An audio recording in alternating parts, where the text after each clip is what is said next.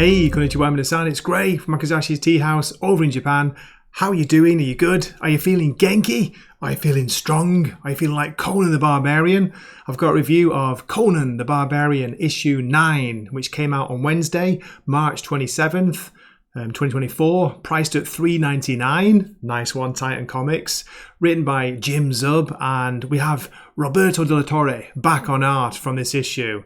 It's the start of, I guess, a 3 or 4 part story. This is part 1, and I've got to tell you right from the start, it's great having Roberto de la Torre back. No offense to Doug Braithwaite, loved his art in the last storyline, but yeah, de la Torre just he gives you those chills, those flashbacks, those like nostalgia buzz for the, is it Sal Buscema and the old pencils, the old days of the classic Conan the Barbarian artist back in the day when Marvel was putting out really good Conan comics. But before I go off on a crazy waffly waffle, let me give you a little bit of this issue's synopsis. Beyond flesh, beyond death, beyond time. Conan has travelled far and seen much in his legendary journeys, but nothing he has experienced thus far can prepare him for a quest to lands beyond to answer dark riddles of the past.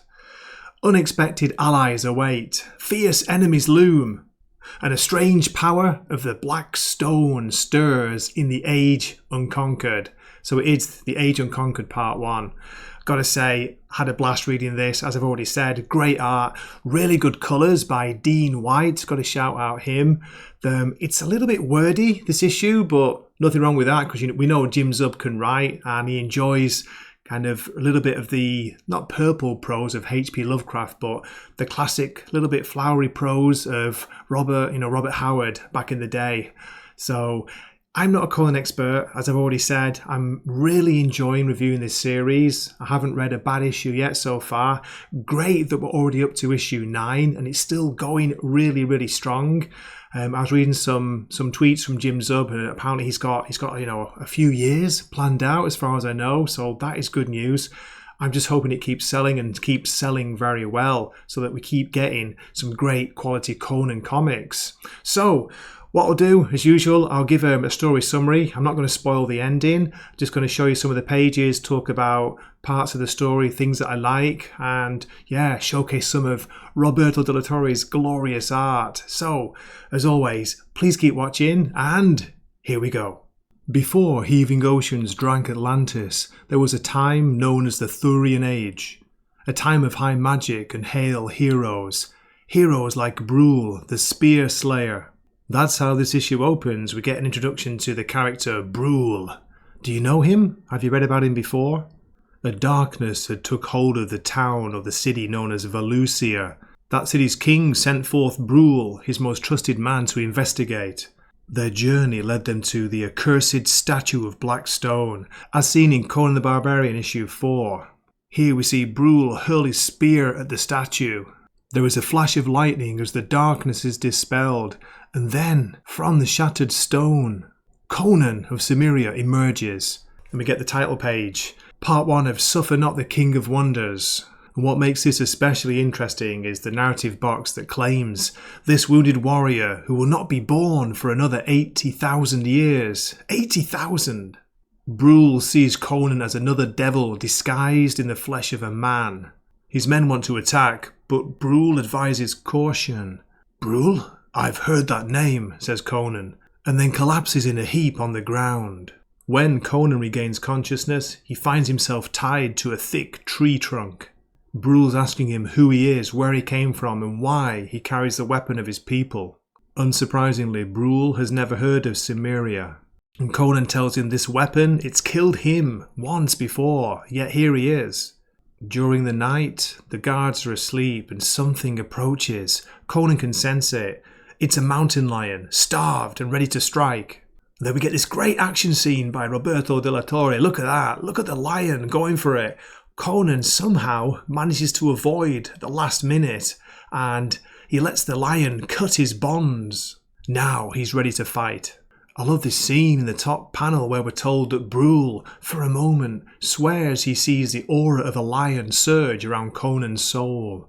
Conan quickly dispatches the beast and threatens the men.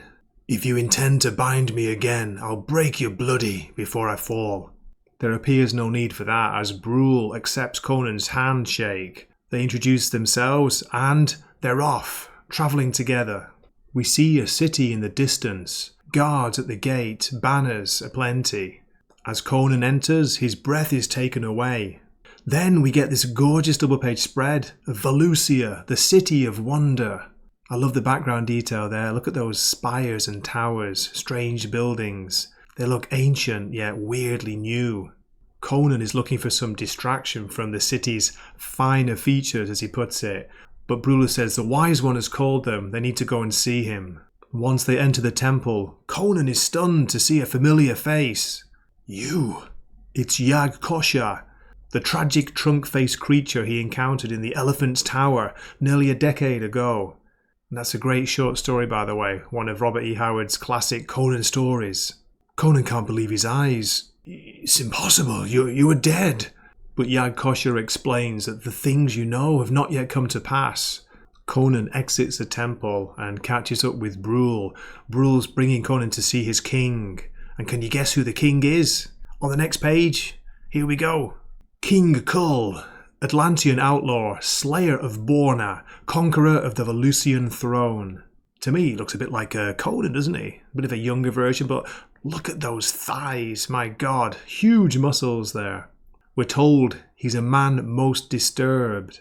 Brule tells his king he comes bearing dark tidings, and he begins to tell his tale when, suddenly, the king knocks him out. Liar! The paranoid king is talking about shapeshifters and traitors at every turn. He draws his axe against Conan. Then we get a great battle, a huge fight begins. It's beautifully depicted by De La Torre. These guys are not messing about, they're fighting to kill. These are killing blows they're trying to land. Okay, I'll stop the story summary here, but can you guess how this battle ends? There are still 5 pages to go, and it's more of this glorious action. And by the way, I almost forgot to say, don't forget to read the essay by Jeffrey Shanks. This one's got concept art by Didrik Tollefson, it says there. Love this art as well, love that City of Valusia piece there. We see the Atlantis settlement, Lemurian port. So it's basically giving you background detail on the creation of some of these worlds.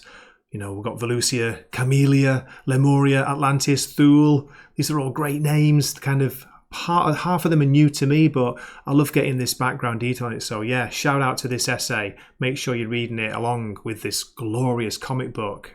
So there we go. How was it? What did you think? Did you enjoy it? Have you got your copy? I do hope so. So for the variant covers, I'm just going to show 2. This one is by, is it Edward Gist? I think it's Gist or Gist. We've got the mountain lion scene from the comic book. Look at Conan straining against his bonds there. Great use of the minimal colouring here. They all kind of blend in, almost camouflage-like. But yeah, really, really good image of the mountain lion approaching. And we also have a Roberto de la Torre variant here. A little bit of a simpler version, but one of the characters who's in this book. Great to see him there. Famous, of course, for one of the Robert E. Howard's short stories, one of the classic ones. Was it The Elephant Tower, The Elephant in the Tower? So yeah, they're the 2 variants that caught my eye. There's another one, quite a sexy variant, but I think it's very hard to get a hold of that. You know what I mean? And that looks pretty good. But yeah, for a score, what would you give this out of 10, Gray? Well, okay, I'm being fair. I'm going to give this, I would say, it's a strong 8 out of 10 for me. Not perfect, but very, very good. And it's the opening part to the new storyline. So there is going to be setup. There's going to be a world building in there. A little bit dialogue heavy at times, but the action scenes towards the end, the big fight between the king and Conan, that was so good, so well depicted. Love seeing that. And as I've already said, shout out to the colorist in this as well. Really good colors. He swaps his longsword for a Wakizashi, so